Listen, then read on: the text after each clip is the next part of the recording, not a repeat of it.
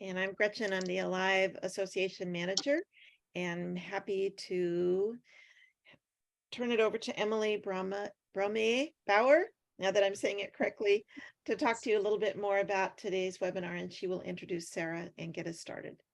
Go ahead, Emily. Welcome, everybody, to today's Alive Academy, Neurodiversity and Volunteerism.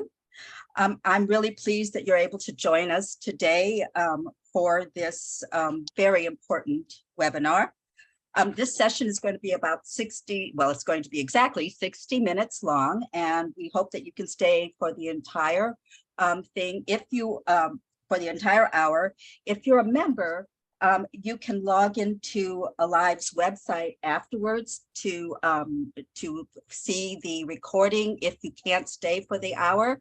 And we always encourage everyone to become a member so that you can have access to this recording and others as well. Today's agenda, we will start with a little bit of housekeeping. I will introduce Sarah, our presenter, who will then take it over and give us our main presentation. We will have a few questions and discussions, and at the very end, a few announcements and a book giveaway.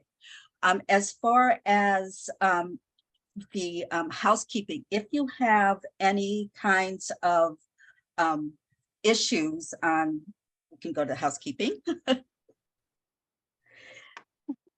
So if you have any kinds of issues having to do with like technical issues, if you can put them in the chat, Gretchen might help you out with those. Or you can try different options like going and listening on the phone as opposed to on your screen. You will all be on mute for the presentation until the question and answer period. Please use the chat or the Q&A section for your questions and comments. If you want to share with other people, and we do encourage that, then use the chat and make sure that you're, chatting with everyone. If you don't, only Gretchen and I will get the questions and be able to communicate. The session is recorded. And we will place the slide deck, the recording, and the handouts on the Alive members side in the file archive section in a few days.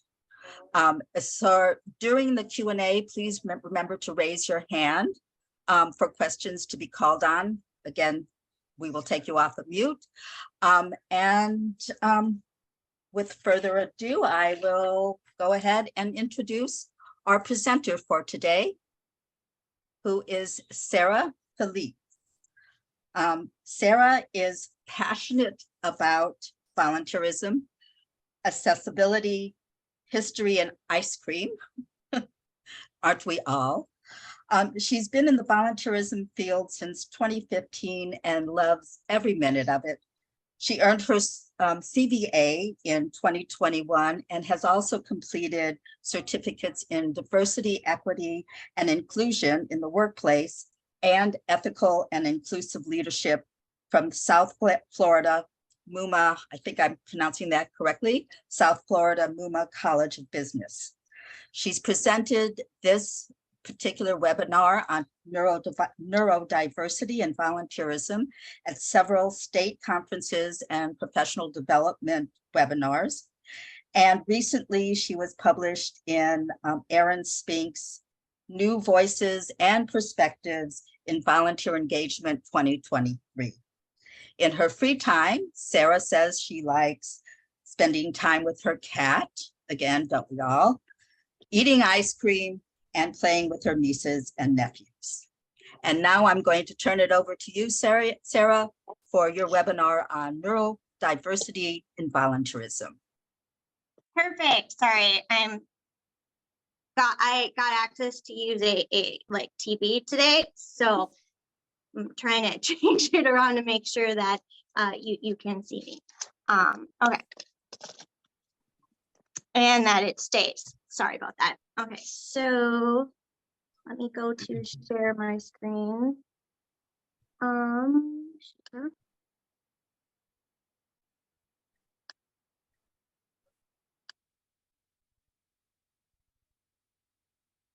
Okay, perfect. Welcome to Neurodiversity. My name is Sarah Fleep, as they said. Sorry, my phone is not wanting to be my friend today. Okay, sorry about that. So welcome to Neurodiversity and Volunteerism. Again, my name is Sarah Fleep. Sorry to repeat. My pronouns are she, her. And I do want to make a note that I have memory problems and kind of cognitive stamina, so I struggle to stay on task. For that reason, I'd be using a script that you see me do. And I also have a slight speech impediment. So if I mispronounce something or have difficulty understanding what I say, please let me know.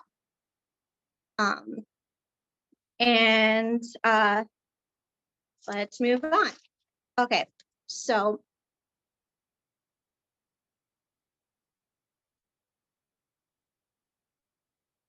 the picture of me on, I have a feeling this is not gonna be my friend today. I apologize about that. Picture of me on the right-hand side was taken a few years ago. In the photo, I have medium brown hair and wearing a black top and am leaning against a building with woodstone paneling. A little bit about me. I grew up in a family that valued service and stewardship. And I was introduced at an early age to volunteering. Some of my earliest memories were volunteering with my mom to drop off Meals on Wheels, helping her with donuts, Sunday donuts at church. And then in high school, I was her ambassador to peace. She called me and I assisted her in her work with high school exchange students. Fast forward to today, and I've been in the volunteerism field for over 8 years. I've managed several nonprofit volunteer programs in the Twin Cities in Minnesota, including MAD Minnesota, Shalom West Campus, and currently I'm at United Hospital in St. Paul, Minnesota. These volunteer programs went from local to statewide volunteers, tier programs from large events to ongoing programs. To further my education, I have a CBA, which I achieved in 2021. In addition, I have 3 certificates from University of South Florida. So DEI in the workplace, inclusive and ethical leadership, and AI and ChatGPT impact and possibilities. It's just one I just received. I'm also working through a SHRM certificate course on employee abilities at work. I have a passion for inclusion and equity, which is both personal and professional. Professionally, I've worked with volunteer groups such as Transition Plus, Academy for Learning, and Kaposia to create opportunities for their clients. I've also supervised high school exchange students from around the world. Personally, I identify as neurodivergent and someone with a disability. I have firsthand experience of what it's like to be disabled in a world designed from able-bodied perspective. It is important to note that this presentation was born from my experiences as a neurodivergent disabled woman and a volunteer leader, passionate about inclusion and accessibility. This is to say that I don't speak on behalf of either community, and I'm certainly not the know-all when working with neurodivergent volunteers. And if you want to know, my favorite ice cream flavor is raspberry chocolate chip ice cream from Sebastian Joe's in Minneapolis, Minnesota. I feel that's very important to tell people.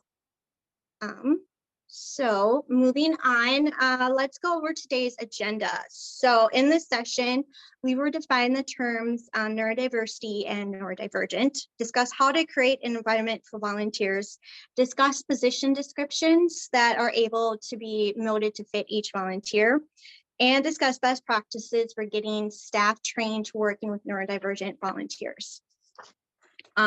This presentation is about opening your organization up to people who see things differently. Think of the Robert Kennedy quote, "Some men see things as they are and say why. I dream things that never were and say why not." This means reevaluating what the term normal means. Throughout the program, there will be opportunities for self-reflection and shared conversation in the chat. And we should end with about 10 minutes left for questions. So let's get started. And thank you, Kelly. Sebastian Joe's is the best. Okay, so to get started, I still am having trouble with getting Menti, and I apologize about that. I've maybe I need to ask someone to give me a tutorial. So don't go to Menti, please. It's not set up right. We will just do this through, oh yes, please someone turn on the captions. I forgot to say that. That is one thing I always like. So if Gretchen, could you do that? So by kind of in the chat, if anybody would like to say anything or, you know, raise your hand. How many people have heard of the terms neurodiversity, neurodivergent, or neurotypical?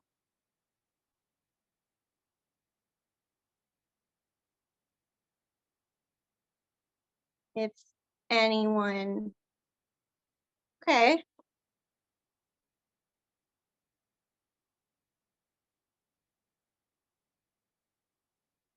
Oh, very exciting. I'm glad people have heard of it.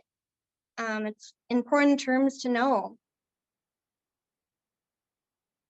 Okay, that's great to hear. I love that. So let's kind of dive in then.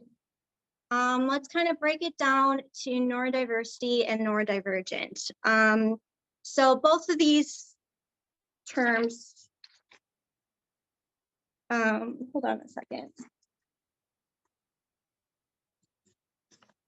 Okay, so both of these terms they're similar but not similar. And I do know people in the disability community prefer one over the other in identifying themselves. But today we're going to do them as two separate things. So the term neurodiversity is complex. It's constantly evolving and adapting as this social movement has grown. On the other hand, neurodivergent is coined by Kazan Asimasu, if I said that wrong, I apologize, and grew out of the neurodiversity movement. So looking at neurodiversity, the term has only recently become mainstream, especially in HR practices. It has been around since the 1990s. And Judy Singer is noted as coining the term in her 98 dissertation.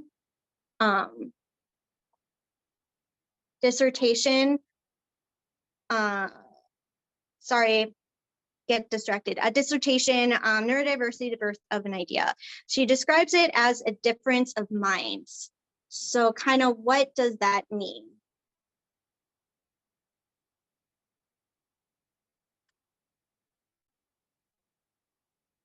Sorry. Okay. So what does that mean?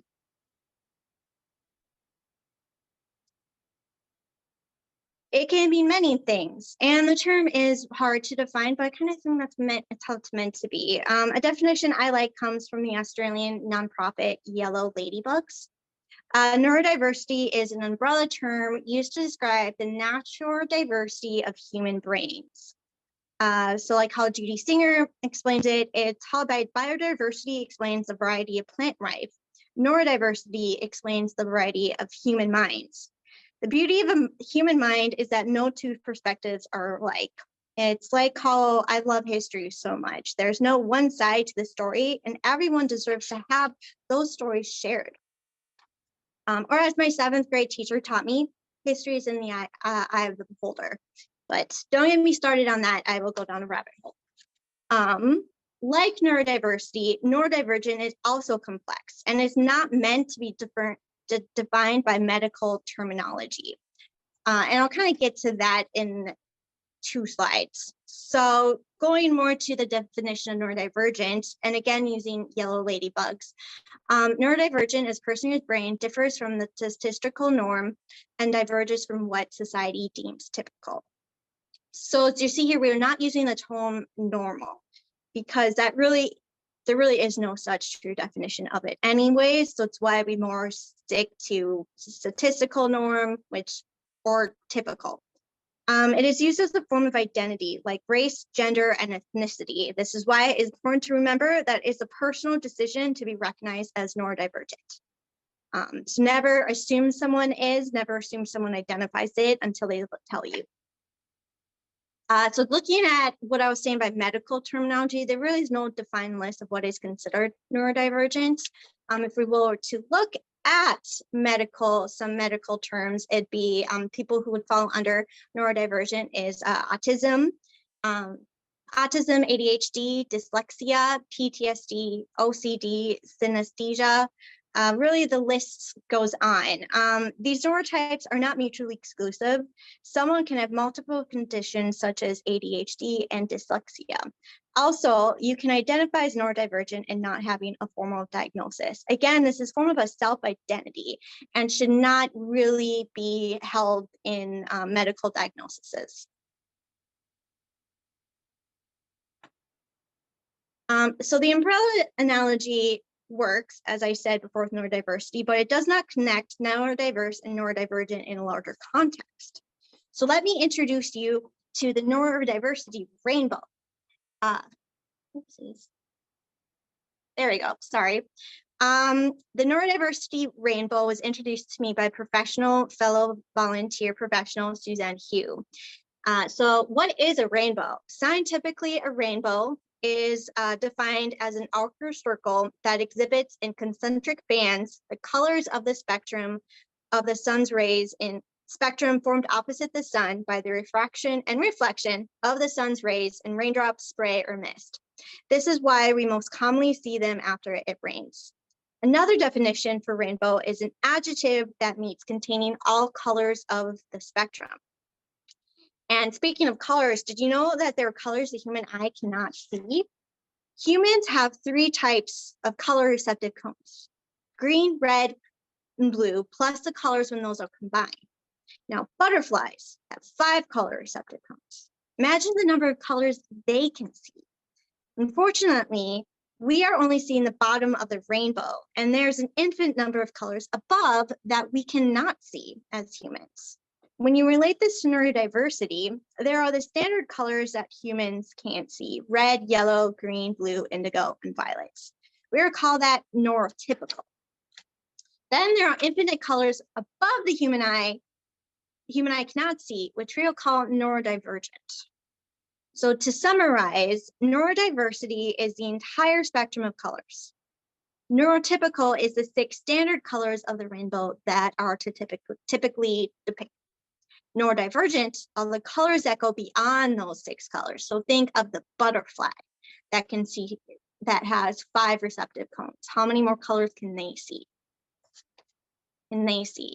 So to recap, neurodiversity is not a diagnosis, but a social movement meant to show that we all function uniquely to ourselves and that there's nothing wrong with that. For people who are neurodivergent, it tends to be more difficult for them to function in society. But again, that does not mean there's something wrong or different. It's like Temple Grandin said in her TED Talk, the world needs all sorts of minds. We should encourage neurodivergent volunteers to see the world as they see it, instead of making them conform to what we think it should be. Now that we better understand the terminology, let's move to the next section. It's essential to prepare your organization to work with neurodivergent volunteers. And in this, there are 3 main factors to ensure your volunteer program is inclusive, welcoming, and psychologically safe. So first one is communication. Normalize asking every volunteer how they work best. And I will repeat this several times. This opens the door for any person who might need accommodations, while also not demanding that everyone disclose if they have a disability. Second would be accessibility. This is about removing barriers. This starts from the initial reaction on like your website or at a volunteer fair. Reimagine your volunteer program from a neurodivergent perspective. Find out where obstacles or difficulties are and devise possible solutions and accommodations. Lastly is environment. Ensure your organization is an inclusive, open, and psychologically safe space for everyone. So let's start with communication. Let's define it. Communication is the act of giving, receiving, and sharing information. Take a moment to think about, how do you best communicate and process information? How do you best convey your thoughts? Is it through writing? Is it through speaking? Is it both?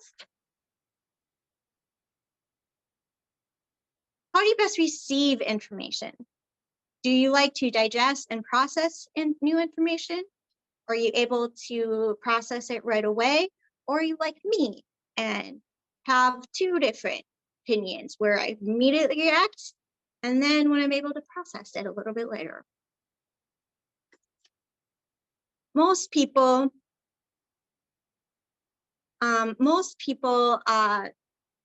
do not think too much about what goes on into having a conversation. However, for individuals who are neurodivergent, communicating can be especially difficult. As you can see, I'm already getting distracted, and I apologize about that. This can include understanding social cues and nuances, body language, and other types of nonverbal language. This is because their brains receive and output information in another way, and it is reflected in the way they communicate. This is where effective communication comes into play. Why is this moving too fast? Sorry. Okay. Sorry about that. This is where effective listening skills come into play. Remember, communication is a two-way street. Ask questions and be open to feedback. It's asking again, how do they work best? How do they wish to be communicated with? Side note, this is if a job coach or family member is involved, bring them into the conversation if the volunteer is comfortable with that. They know the volunteer best and might have great ideas on how to help make the experience successful. Be clear and direct. Make sure that expectations are clearly defined. For that matter, make sure the volunteer expectations are understood. Too often, a volunteer does not work out because expectations were not clearly defined and both parties were let down. Be able to meet them where they are at. It can be exhausting mentally and physically trying to adjust. This means getting out of your comfort zone and meeting them where they are at on that day at that particular moment. Remember, words have weight, so pay attention to and correct biases and assumptions. Ask yourself, am I listening to understand? Who told the saying, when you assume you make an ass out of you and me? Besides the crude language, it is very true. Never, never assume. Always listen and validate their experience and ask questions. Lastly, be mindful of using ableist language, from use in everyday conversation to job and position descriptions. So what is ableist language?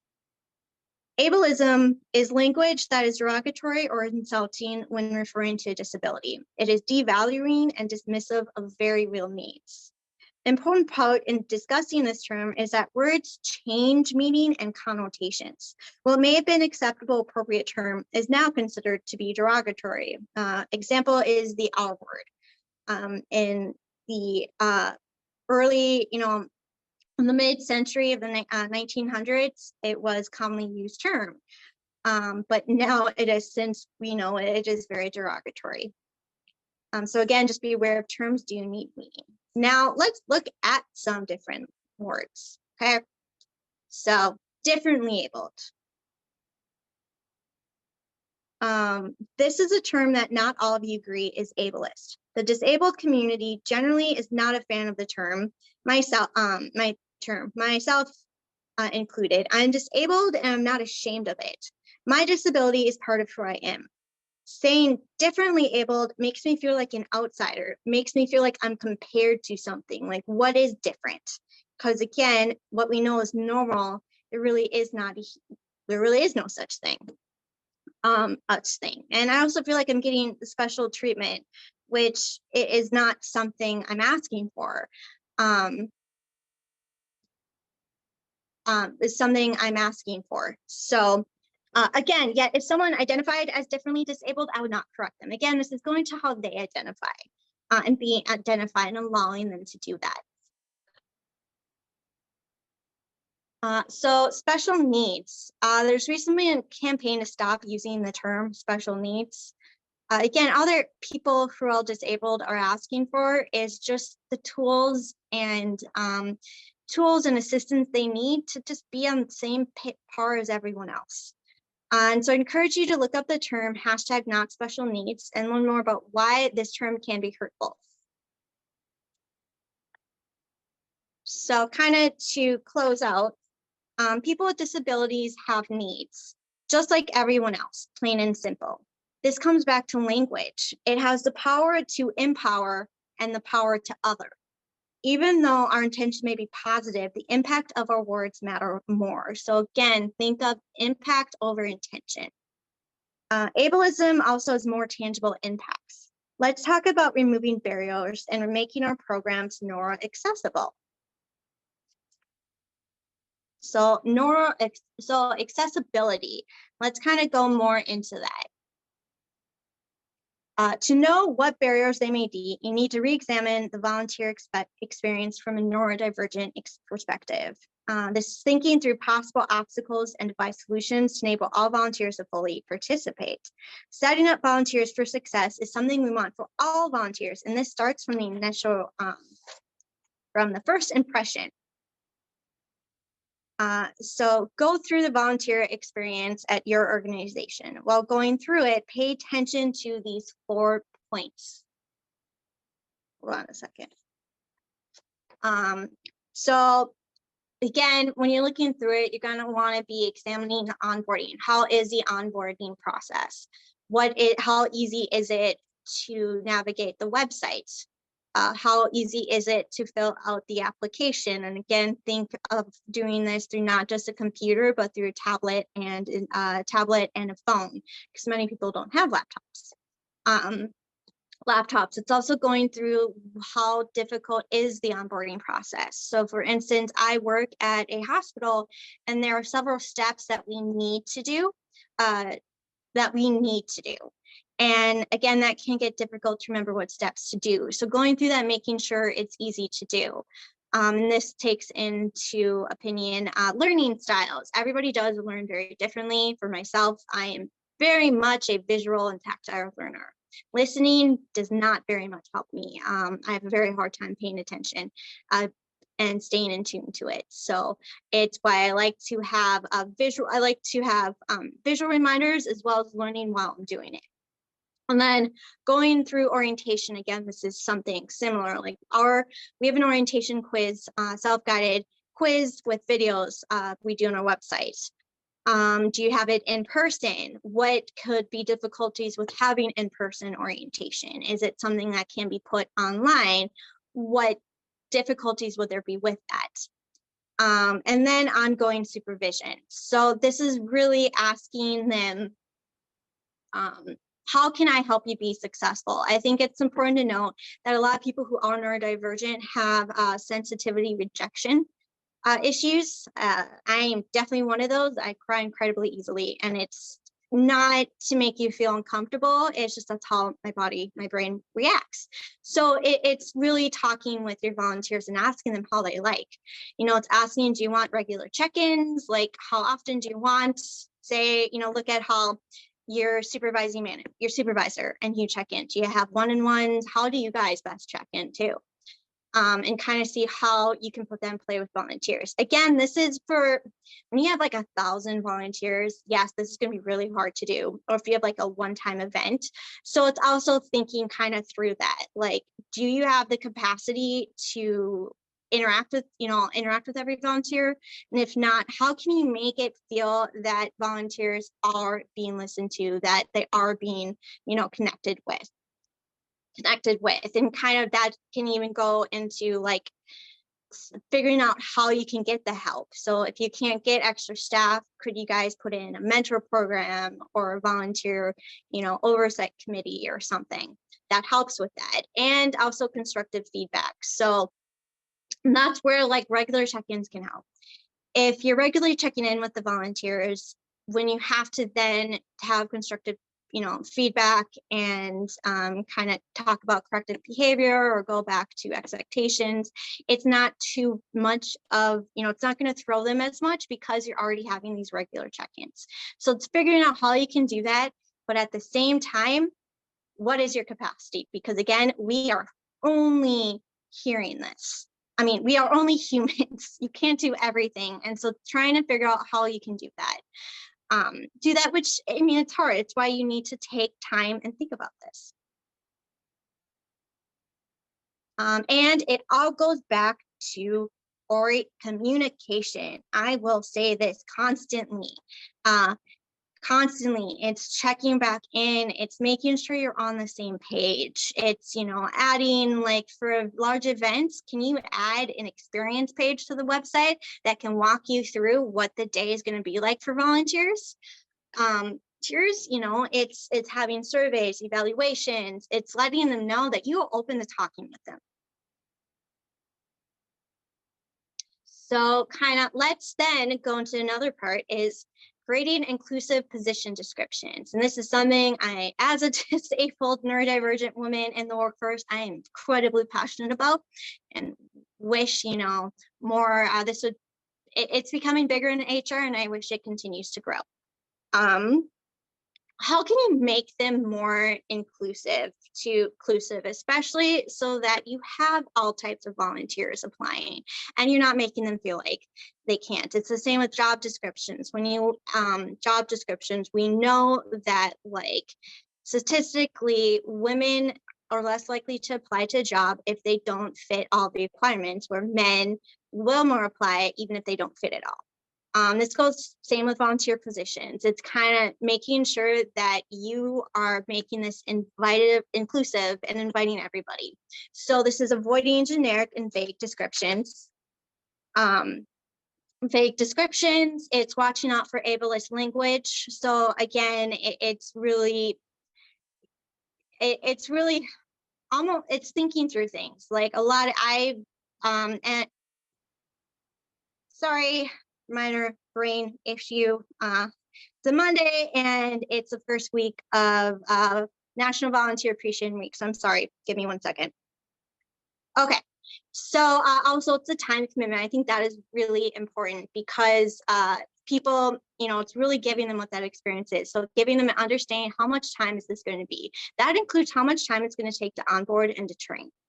And then also literally stating, you know, that everyone is allowed to apply. If you feel like you don't fit this fully, please apply. Let's talk. Let's see.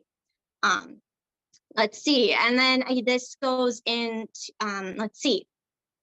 So one thing I really do want to point out again is avoid generic and vague descriptions. Like this one, must have strong communication skills. What do you mean by strong communication skills? Because again, we know everybody communicates differently. And this is where ChatGPT can really come into play. I don't know if you guys have used it, and again, talk to your organizations to understand what they feel the use of it is, but I have put in this to ChatGPT, and this is what it helped me come up with. So when I said must have strong communication skills, this is what ChatGPT helped me create. How do we define communication skills? It is ability to be responsive when prompted and able to establish open lines of communication. This means engaging in structured conversation with patients and staff at varying levels. Again, it's this at a hospital. If this position requires handling a phone using phone etiquette, such as, hello, this is blank at such department. United Hospital, this is name speaking, how can I help you? So it's really being very deliberate and intentional about those expectations. And you can also have a lot of fun using ChatGPT with this. So where is it?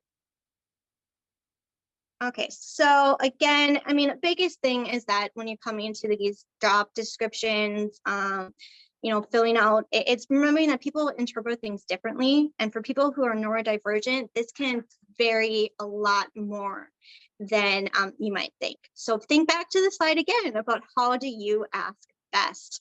How do you learn best? And how do you work best? And this is where, you know, also ChatGPT can help with coming up with ableist language and too vague. Also talking with HR to look at your job descriptions. If your organization has an ERG focused on employees who are disabled and neurodivergent, also incredibly helpful. You know, it's asking the volunteer leader community for help as well. What I love about this community is that everybody is open. and is so welcome to help, to learn, to just give you, to learn, to lift you up, to tell you you're doing the right thing. So let's go into another big thing that's really important to talk about, and that's accommodations. So make sure to list reasonable accommodations can be made on that position description and on what you post on sourcing sites like Volunteer Match. But by doing that, you also need to prepare to think through the job functions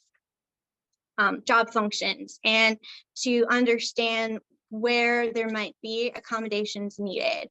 So like if the position, I have a position at the front of our hospital called a Welcome Ambassador, which really was created to help make sure people are wearing masks now that our hospital is facing that out, kind of more leaning into more making sure that everybody's being welcomed to the hospital and getting a good direction of where to go. Because this position, this position is good for people who need to sit, because since it's stationary.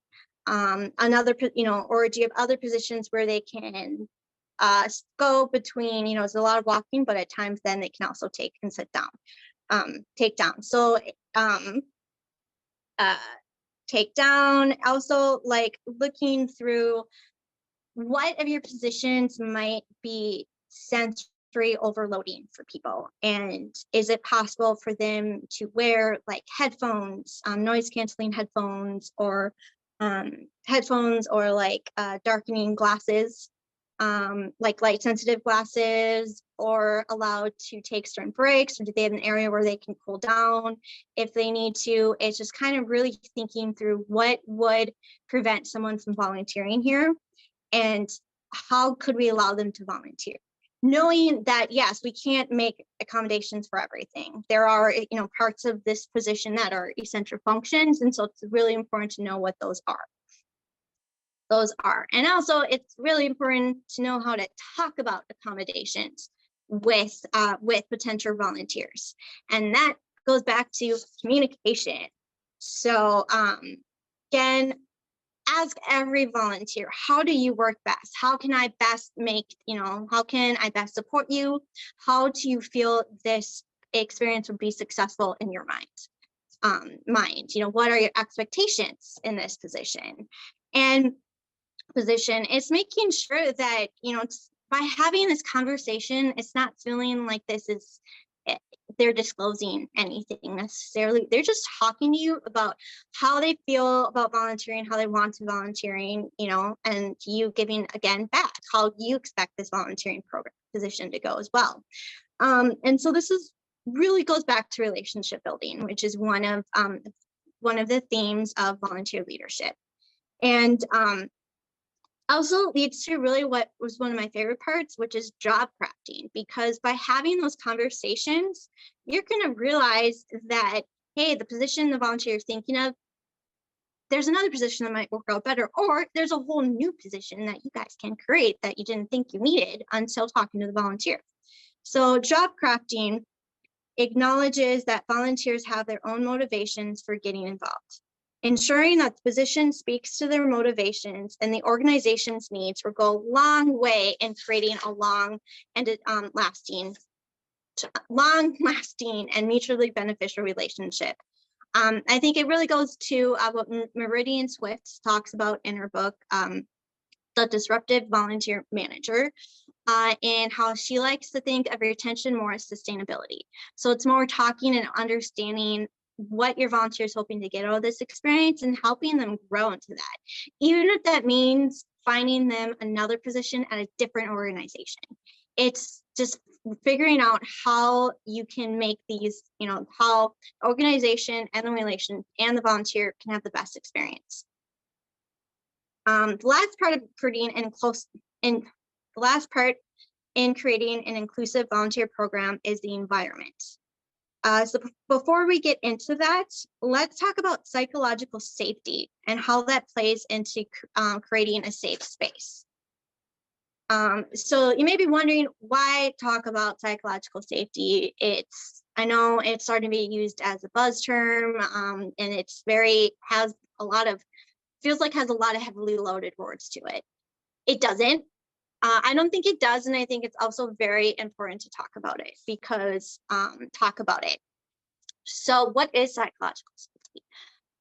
Using the definition from Mary Frances Winters in her book, Inclusive Conversations, psychological safety is being able to show and employ oneself without fear of negative consequences of self-image, status, or career. So I want you guys to take a few moments and think about the following questions. What does psychological safety mean to you? How do you know you are in a safe place where you can be your true self and you're accepted? Think about the different senses as well that comes into play. So sound, light, touch, taste. I know for like a lot of us after pandemic, being in a very crowded room makes us feel very anxious. You know, that's again going into feeling safe. Safe. If you want, you can, I welcome you to share, you know, to share any of these answers in the chat. Chat, I can explain for myself. It is people understanding, accepting me for who I am. So that means the number of times I have gotten either like distracted during this conversation, I have stuttered or I had trouble pronouncing words. I have flat out forgotten what I was talking about. Even again, I apologize for that, but that is who I am. That doesn't make me any less of a person. It doesn't make me any less of an expert in this field. And so when I'm in a place where people know that and people ask, what do you need? You know, what do you need? Or they just say, hey, do what you need to do. How can I support you? That is what makes me feel accepted. That is what makes, you know, my anxiety not control me. That makes me feel like, again, I am not a broken person for having a disability. So moving on, psychological safety is the key ingredient in creating inclusive and supportive spaces. Spaces where individuals are safe and empowered to disclose their needs and accommodations. You know, this again goes back to those conversations and having conversations. It does make them feel like they can. It can when I have people who are like, yeah, totally. This what you need? Okay, no worries. And doesn't make it feel like I'm actually having to do an accommodation request. And this goes for the same in volunteering too. It's where I felt the best and what I'm doing most empowering and knowing that I am making a difference. So how do you create such a space? Well, it all comes down to the environment. And firstly, you have to think about your organization's environment. How would you describe it? So I want you to think about this from the employee, the volunteer, and client perspective, because you know that there are all three very different experiences. And I think, figuring out what areas do you really need to work with, particularly when it comes to volunteers. And to ensure that is a positive environment. And that does go, say if you have a great volunteer program, but not the best employee environment, that's going to trickle over and volunteers are going to feel that. It's why it is important really to say, how do you feel at your organization? Do you feel safe? Do you feel supported? And how can you fix that if need be? And really it comes down to ensuring that volunteers are welcomed and supported. So supported, it's taking in sensory sensitivity. So again, we were talking earlier about with position accommodations, what in a position and their duties might be overtly stimulating. And is it possible, how can you help with that? And is it possible to make adjustments to that without taking away what that position is? Because again, it's a two-way street. You have to ensure that the volunteers who are coming into your organization are helping with the mission, and are supporting staff in areas that staff need them to or wanting them to. This also goes to work productivity. We all know work productivity ebbs and flows, and it's the same with the volunteer position, even if that shift is only, say, 3 to 4 hours. And it's allowing volunteers, it's figuring out how to work with that. So is it maybe cutting it and giving them a break in the middle? Or is it putting in breaks for them to take a sip of water? Because for people like me who have time blindness, I will go quite a while without eating or drinking and not realize it, and then crash. And so it's helping them figure that out. And also knowing that they're volunteers who, hey, very social, they really like to talk. How can you help give them that ability to get that talking out of their system, but also still able to then be productive? I remember I worked at Macy's, and the big thing was we had to do, was just talking at the beginning of each shift, even if it was super busy out. When new people would come in, it would just be asking, saying, hey, how's it going? It's super busy here. I apologize for that, but we're going to get through this. It's just kind of figuring out, how does everybody communicate best with each other?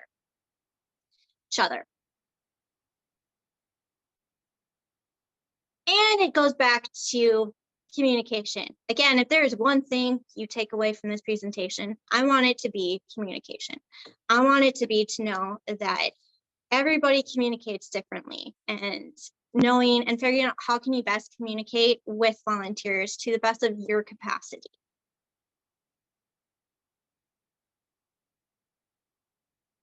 Look at that go. God love. Okay, so once you kind of figured out your environment, the other big thing is you need to get support from staff, especially when it comes to working with neurodivergent volunteers. An organization I worked at, I did work with a group of young individuals who were on an extended IEP from school. And a lot of issues I ran into was staff was just not ready to support them. They either had misconceptions or stereotypes, or really bad previous experiences that made them feel like they're not, why are we allowing them to volunteer? They'd have worries about, issues about in terms of protecting their clients. I mean, other very valid issues, and they're all valid. It's valid. And so it's important to get support from the top down. You need to get from your leadership, knowing that they're going to support having a inclusive volunteer program. And what do you mean by that? You're meaning being neuro accessible program, and how can you best support neurodivergent volunteers? Sorry about that. Technology is not my friend today. It's educating and creating awareness. So it is talking, having lots of conversations. Again, going back to communication. I can't say it enough. It's very important. And figuring out how you can do that to the best of your ability while staying, without overexerting yourself. It is having conversations with employees. So what I did at this organization was really talking to them, was spending time, again, getting to know them really helped, and also letting them learn to trust me, and being able, and then getting to a place where they can ask me questions, and that they're in a place also then to listen back and to come up with ways to make this work. It is also, and then support. One of the other issues I found at this organization was that they weren't used to having someone, a volunteer leader, supporting them. They're given volunteers and told, hey, here's someone who wants to help. And had to figure it out themselves, or if there are issues trying to deal with it. I think it's really important for staff to know that, no, my job is not just to, bring in volunteers. It's also to make sure that the volunteer experience is going well. And if it's not going well, how do we fix that? What do we do to do that? So that's where it is having check-ins, having check-ins with the staff, figuring out how to do that. I'm in the process of trying to create like a quarterly evaluation with the departments I work in, like maybe five questions. That is really easy for me to get a grasp of how they feel the volunteers are working with them, and to know if I need to, how best then to interact with them after. Because working in a hospital, everyone is short-staffed and overworked, and trying to figure out the best way then to have these conversations without making them feel like it's a lot of extra work is really important. But also to know that, I don't want to have a volunteer in this position if you feel it's not working. And if you feel it's not working, but the volunteer feels it's working, well, then there's definitely a conversation that should be happening. So So yeah, again, it's taking time. It is making a plan and is being accountable to that plan. It's not just saying, hey, we want to bring in these volunteers. It's asking the other questions, why and how. And we all know that as volunteer leaders, because we get that from staff or leadership who want to do something that sounds great, but will that work? How is that going to work? How we can be accountable to ourselves? It's taking time. We know that volunteers do cost money. In the long run, they do save money, but in order to make this effective, we do have to take the time and sometimes the money to make it work. And so looking at how you can do that, there's a couple different resources that I found. So the ARC is a national organization that deals with allowing individuals with disabilities, particularly like developmental disabilities, live their best lives. U.S. Department of Labor hiring people with disabilities. Abilities that, it is dealing with employees, but it does translate a lot. Same with the JAN network that's connected to the Department of Labor. Same with Employer Assistance and Resource Network on Disability Inclusion. That has a lot of courses too you can take, and that actually has a lot of crossover. Small part of our job is HR for volunteers, but it's not all of it. It's so much more than that. But part of it is, and so it does help to look at these resources that HR professionals use in terms of working with their employees.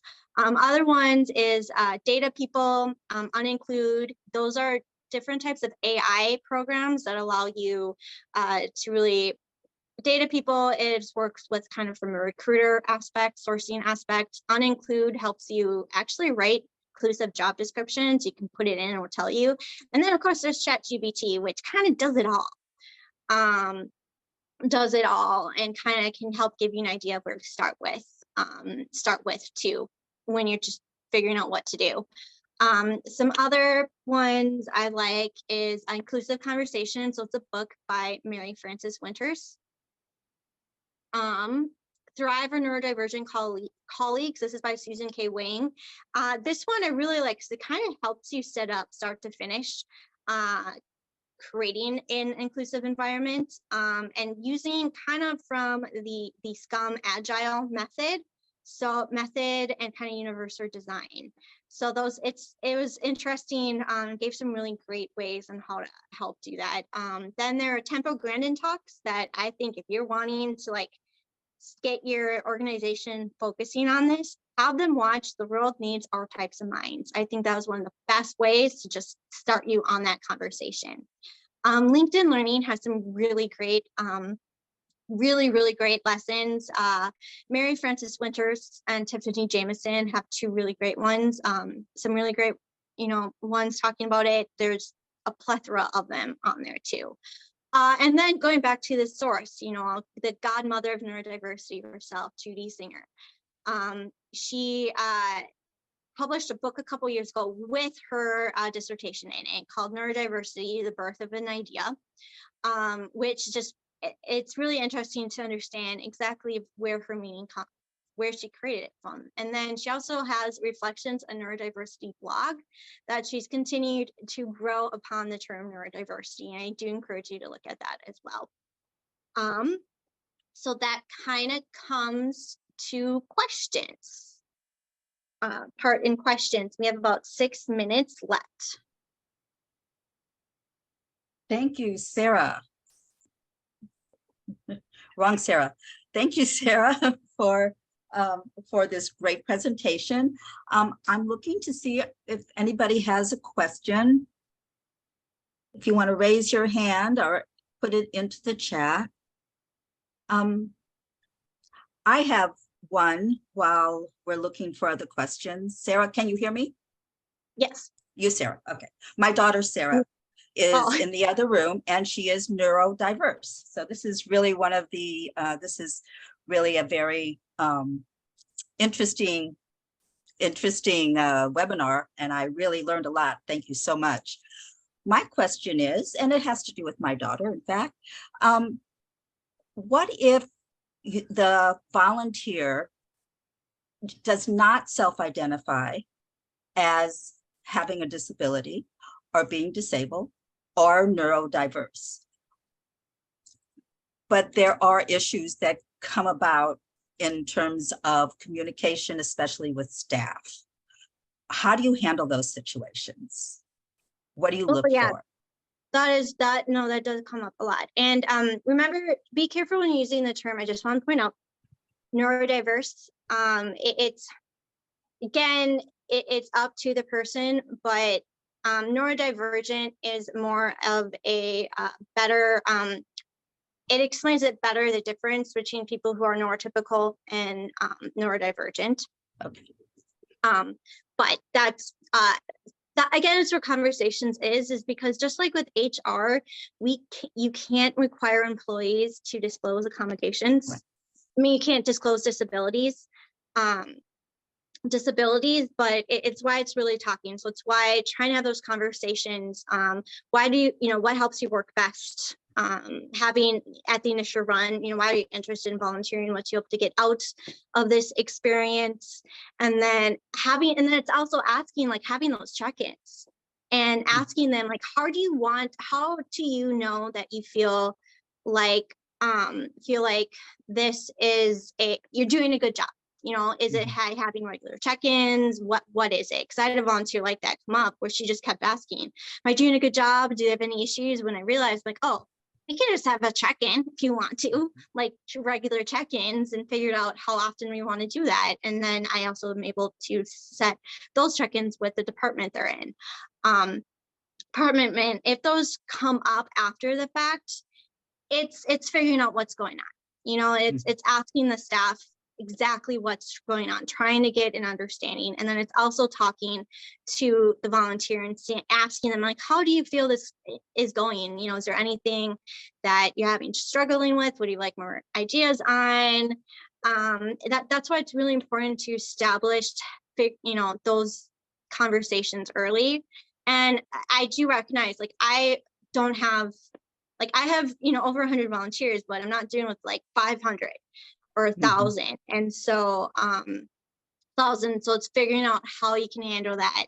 Like I instituted a 30-day and 90-day surveys similar to what employees do.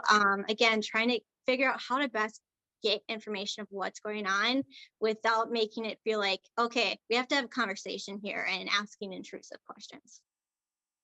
Great. Thank you. That's really helpful. I really appreciate that. Are there any more questions? Sarah, this is Gretchen. We had a request for just the last few minutes to go back to your resources page. And I have a comment from the question box that says, I just want to share, I've had fantastic results. Asking, is there anything we should know to help you be successful? That's a great question. I think that it encapsulates it really easily. I think too, and again, it's why I put on these, Employer Assistance and Resource Network on Disability, the U.S. Department of Labor, and JAN, because they all have resources for that too. Or like the certificate I'm taking from SHRM, the Society for HR Managers on Employing Abilities at Work, goes into great detail about this too. And it's why, looking into HR best practices has benefit as volunteer leaders, just because how, having those difficult conversations, it's hard for everybody. Great. Lynn says, does anyone have an example of a position description that is inclusive? I think ours are pretty good, but would love a basis for comparison. That is where I'm going to say ChatGPT. I have put in position descriptions and asked, I've asked, is this inclusive? And it will come up with some really good points. It will point out jargon, and other wording, like, and I did use it earlier, but structured conversation, that is also very big too. So that I've gotten a lot of help from that. Again, ChatGPT has blown up incredibly in like less than 6 months.